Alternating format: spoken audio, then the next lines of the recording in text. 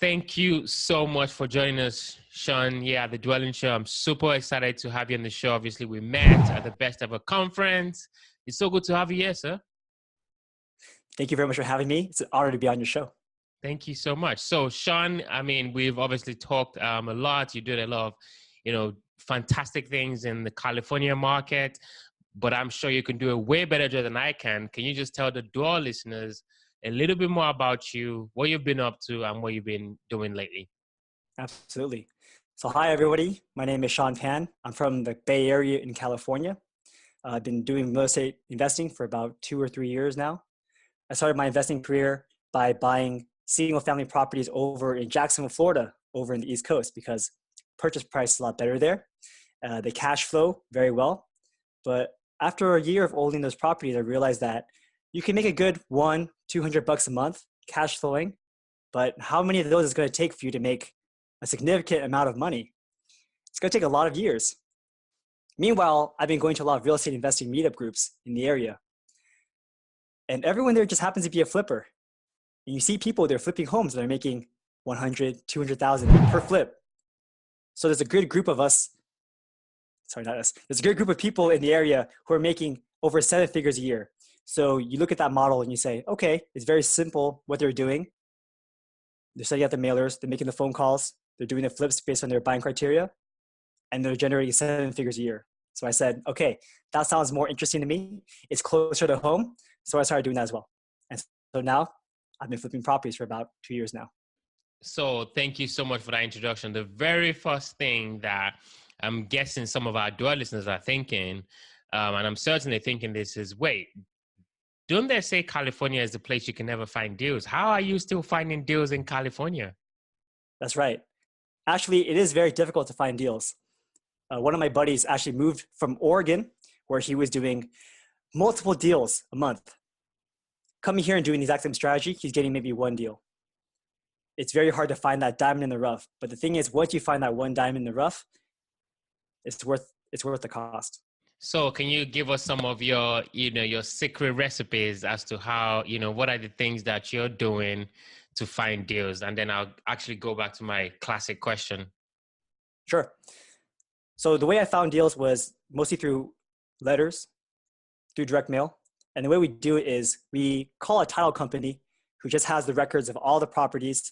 I filter it mostly based on when was a property last sold. Houses in this area have appreciated so much over time. So if you happen to find a house that was last transferred, 1995 or 1990, those houses were about $200,000 to $300,000 back then.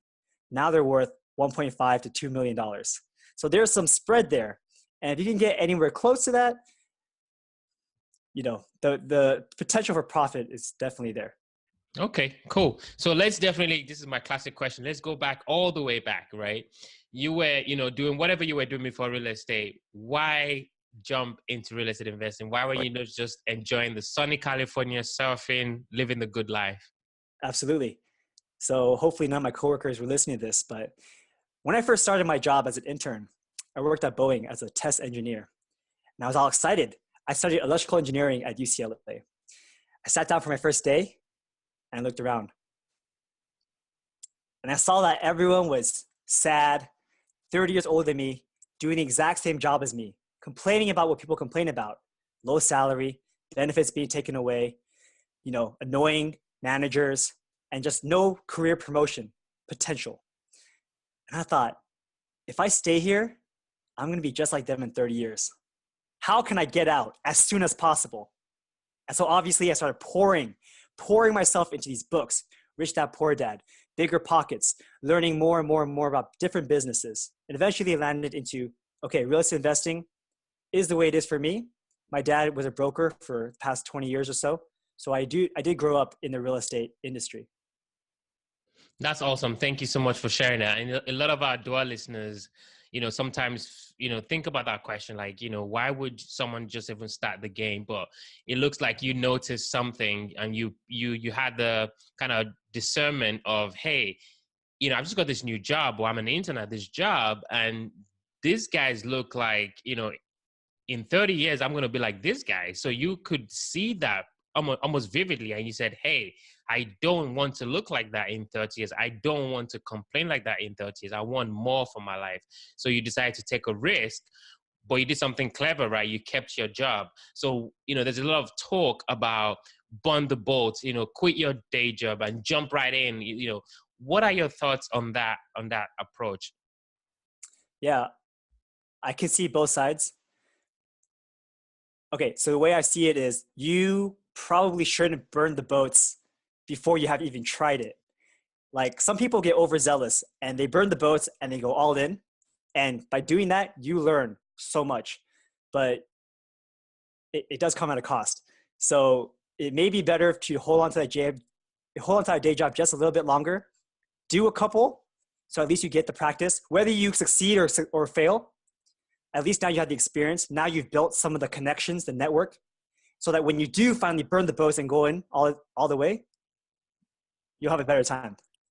Okay, so I really like what you said as well. So you said you made that decision to follow real estate. You educated yourself, reached out, poured out bigger pockets, podcasts, all that good stuff. So at what point, because there's a lot of talk also about analysis paralysis, and for the dual listeners, that's basically those that have over-educated themselves and learned a lot about real estate, but haven't really pulled the trigger, right? So what made you pull that trigger, and what really helped you to thrust yourself into the active, rather active world of real estate investing, which is flipping? I mean, what was that, what was that, what was that time that you felt, hey, I got to actually jump in? Absolutely. That's a fantastic question. So like I said before, it's so easy to do all the studying on your own, listening to podcasts on your own, reading books on your own, going on forums like Bigger Pockets on your own. But once you start going to networking events and once you start meeting people, then over time, just by being around them, you're going to not only get, pseudo mentors, but also be pressured to do some action. Because every meetup I used to go to, right? Every day of the week, there was a different meetup group and I would go. But for the first year, my roommate and myself, we would go all the time and we weren't investing in real estate yet. So people would come up to us, say, hey, nice to meet you. What's your name? I say, hi, my name is Sean. They say, what do you do? I'm an aspiring investor. I will be one someday. And then their eyes go, oh, and then they kind of walk away. I don't know if you've ever had that experience before, but it's not a good feeling. Absolutely, it's not. Yeah. So after a certain amount of time, it's like, okay, my first risk wasn't a big one. I had savings from my day job and I purchased properties over in Jacksonville, Florida. The purchase price for a home was like $80,000. It's nothing compared to what we have in the Bay Area. So even if I lost all my money in that deal, it's not that big a deal. It's not life ending. So that's how you get started. Then you get more comfortable with the process. And like I mentioned about burning the whole boats, like the reason why you don't burn the boats in the beginning is because there's just so much to learn. So before you quit your job and try to learn everything at once, you can learn the parts that don't require you to quit your job. Like calling a broker and having them find you deals and then learning how loans work. You don't need to quit your job to learn that part, right? It might be required to quit your job when you're actively hunting for deals day for day, like making cold calls or really sending layers and getting a bunch of calls from like angry sellers. Yeah, that might need you to quit your job. But other than that, you don't need to. Thank you so much for sharing that. Actually, there's a statistic, right, factually, that says as an entrepreneur, you have a 33% of succeeding if you hold on to your day job. So I wanted to share that. So, for those listening, there's obviously two sides to this debate. You can say I burn the boat, if you don't have a lot of responsibilities, then you can maybe take that risk, but everybody's different. So whatever works for you, but I just wanted to share that statistic.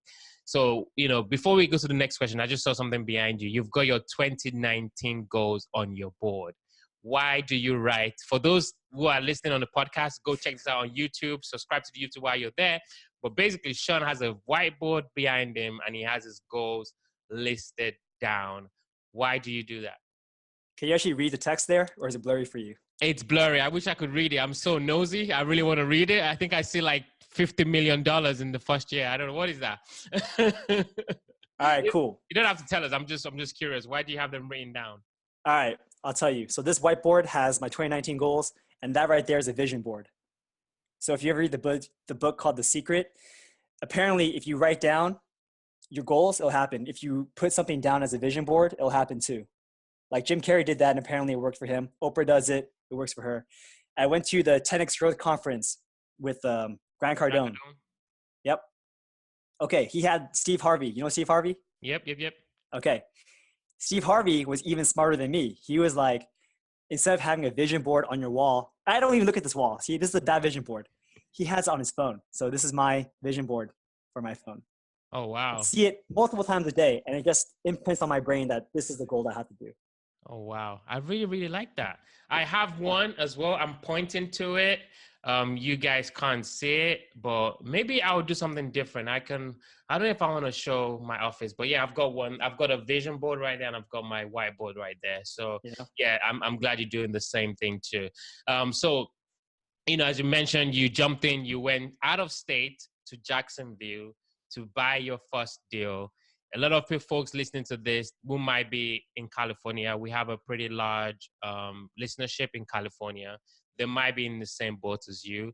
How do you buy out of state? There's a lot of talk on that in terms of, how to buy a property that you've never seen before. How did you manage to do that? So the first thing I did was I first determined that I wanted to buy in Jacksonville, Florida. There's so many cities in the United States. How do you even pick where to go? So Jacksonville was consistently showing up on those top 10 lists of best places to invest. And it has proven to be true. Jacksonville has increasing population growth, increasing job growth, and most importantly, increasing rent growth. And so I've benefited very much from that. And so once I did that, I hit up Bigger Pockets. The forum is a great place for you to meet people from different places. I said, hey, where are the best places to invest in Jacksonville? Give me some zip codes, give me some locations to go to. And a lot of people were very generous with their feedback. I ended up deciding to go with a realtor who I felt matched my personality a lot. We got on the phone and he was very helpful, explained everything that I possibly wanted to know. And he just felt like a really good friend and someone that I could trust, even though I'd never met this person in real life. So yeah, I ended up using him. I told him my buying criteria. Here's what I'm looking for. He also had an investor mindset, so he understood what I was looking for. Started sending me some stuff, and eventually we started making some offers. One day we got one, and we just rolled from there. Congratulations. You're one of, a few folks that actually, go to these RIAs, read the books, and you actually pulled the trigger. So you bought your first deal. And not only did you buy your first deal, you bought out of state. So can you kind of just tell us that deal, the numbers, what did you do with it, and where's the deal right now? Yeah, sure. So this property is an MLS deal, so I'm not going to sugarcoat it and make it sound like it was the best deal of all time. But for a first deal, it does perform pretty well. This house was listed for about $99,000. The property was owned by an older couple, and it was already rented out. So, there's already a problem there. One, they're older. They don't want to own rental anymore. They just want their money. Two, it was rented out. So a normal home buyer who wanted to move into the house could not do that because the tenants are already inside. As an out-of-state investor, I didn't care. I wanted tenant inside. I know what the rents are. Okay, let's do with it. I gave them a pretty lowball offer, $77,000. And they were like, no, it's too low. But eventually I started talking. I said, okay, how about if I cover your closing costs? Would that entice you? And they said, okay. So all in, it was maybe like $82,000. So I figured, okay, $82,000 for a price that was around $100,000 sounds legit. We ended up renting that house for about $900 a month. And so it cash flows just as well. I decided to purchase that house with cash just so I can close on it quickly and, they'll accept this lower price for it. Then later on, I did a cash out refinance to get basically most of my equity out. And so now I have a very small mortgage on it and I get rents and it cash flows very well. It's a very stable performing property. Fantastic. So what did you do next? So then next I started thinking, okay, maybe I can build a Jacksonville empire. I had this in my mind. And by going to all the real estate meetup groups, one of my friends actually had a connect. Not sure if this is 100% legal or not, but his connect had access to some information about what the banks wanted for some auction properties. Like if you guys don't know how auctions work, like the banks auction off the properties, and if they don't hit a certain amount, basically that covers all their fees and the debt that's owed on the property, then the bank will buy it back and they'll sell it as something called REO. So my friend had the exact number that the banks wanted for that property. And on like auction.com, they'll say, oh, this house will probably sell for like 70,000. But then my friend had a whole spreadsheet and said, no, this house only wants $40,000. So we bid that 40,000 and like $1 or something like that. And we got the property because, it was in like a small area in Jacksonville that people probably didn't know about. Bought that one. My property manager for my first property helped me out to renovate that one. We had someone living in there, and to do that whole cash for keys thing, he basically busted out six $50 crisp bills and kind of like wafted in her face. Like, you want this money? You want this money? All right, move out. You move out, I'll give you all this money. So yeah, cash for keys, only $300, which is pretty cheap considering that here in like the Bay Area, some people are paying from $40,000 up to $150,000 to get the people to move out of the rent controlled buildings. Wow, that's crazy. Yeah. That's crazy. Thanks for sharing that. So you've got your first, you got your second. I don't want to ask about the third. I'm just trying to figure out. So you were buying you were doing this buy and hold strategy, and then you kind of pivoted to this kind of more active flipping, maybe even luxury houses, because you mentioned some of the ones that, quite pricey, or maybe not luxury for the California market. My question is though, what made you change, and why did you kind of, maybe not change, but why did you shift into this kind of flipping? I know you talked a little bit about it, but just kind of elaborate on it a little bit more. Absolutely. So as I was receiving the income from the rents, I was saying, this is pretty cool. Passive income is great. But after taking out all my expenses, how much do you really pocket every month? Yeah, a good $2,000 a month. That's comfortable. But here I am going to all these real estate meetups and people are making 7 figures a year. Now it's going to take a long time to make 7 figures a year buying Jacksonville properties.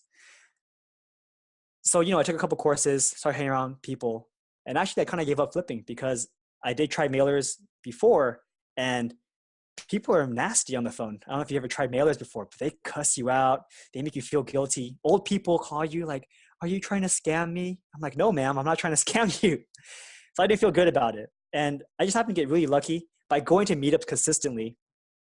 I was volunteering for a place. And my friend who sat next to me also volunteering, she was doing the same thing, but she was calling agents, trying to get those pocket listings. And it just happened that she had too many deals.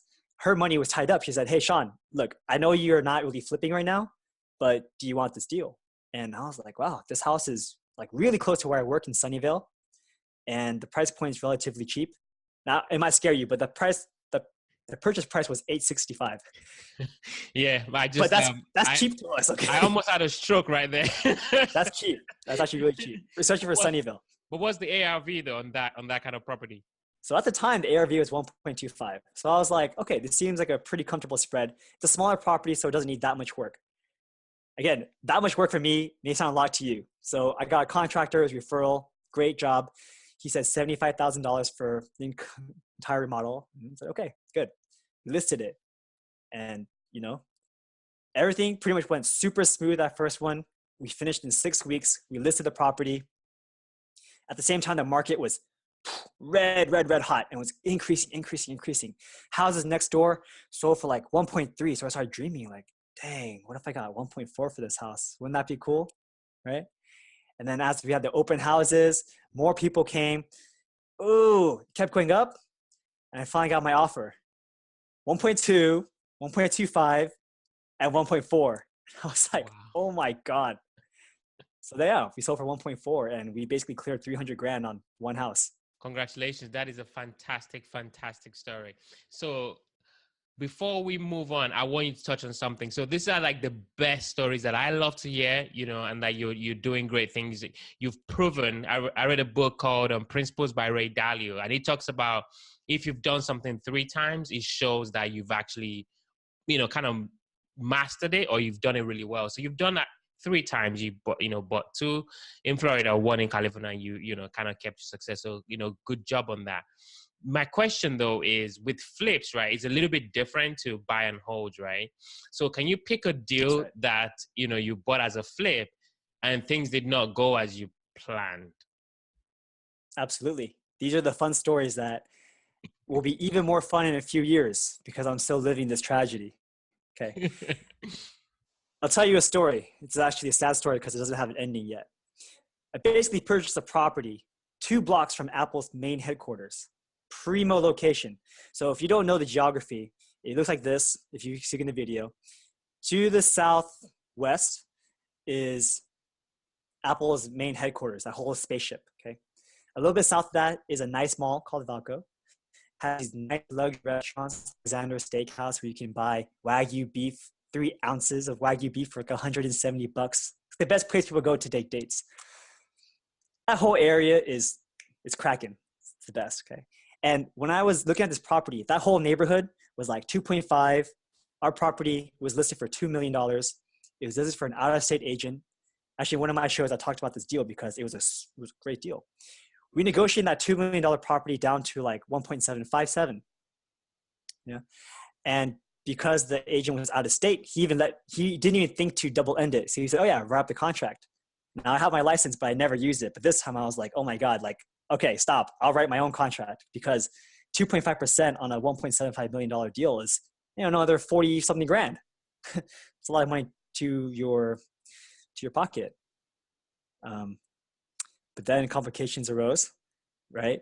We were working on this project. We got held up by the city for for some of the work. And by the time we were done, this house is beautiful. Like I tell you, it's gorgeous, okay? But then we listed it a little bit too late. The market froze. Right now, the market in the Bay Area is changing. So it's very much more of a buyer's market than a seller's market. And buyers are getting more picky. One big problem that this house has is that there's no garage. And see, for most houses in the Bay Area, it doesn't matter. People don't use the garage to park their cars, okay? People use the garage to park their stuff. So there's a huge shed in the back, but there's no garage. And so, people are saying, oh, like, that's not okay. No, I have my Mercedes-Benz, my Tesla, the $2 million property. Not going for it. And so we ended up having to hold on to this property. And it's been months. It's still on the market today. We hold open houses every week. Yeah. I actually took it down for the winter break so that we could reset our days on market back to 0 and make it like a fresh listing. But yeah, even to this day, it's still on the market.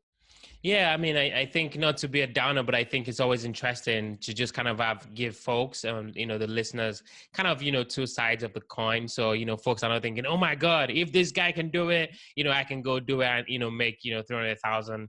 So that's always nice. Personally, I kind of want to make sure that both sides of, the story is being told. And that's just life. That's nothing to do with it. It's not real estate specific. You could be selling donuts and you have a good days and bad days. It doesn't matter. So I just like to, to kind of bring that to light. Thank you for sharing, those amazing stories. We're definitely dwelling into the quick rounds. These are going to be quick questions, quick answers. You ready, sir? All right, let's do it. All right. First question. What makes Sean unique? What is that differentiating factor that separates you from the next guy or the next girl? Man, I got this $1 million smile right here. For those that can't see this, you got to check it on YouTube. I love that. What an answer. Yeah. I mean, it makes it easy to talk to people. I don't seem very threatening. And yeah, I have a good time talking to all different kinds of people. Man, that is like the best. I love that answer. I don't think I've heard that one before. Thank you so much. That's refreshing. Second question. What was the last book that you read? And what was the one thing that you picked up from that book? All right. So I'm currently reading this book right here. If you can't read it, this is the Malcolm X Autobiography. Wow. It's really good, actually. I'm very surprised. It reads very, very easily.